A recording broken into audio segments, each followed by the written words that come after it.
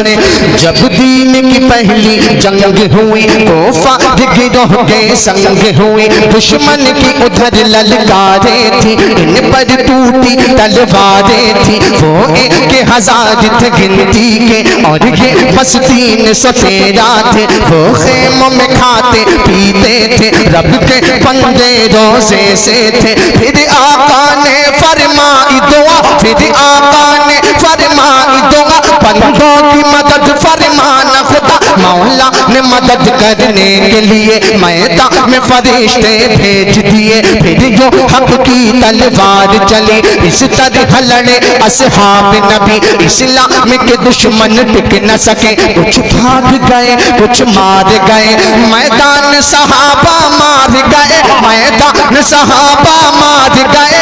इस्लाम के दुश्मन हार गए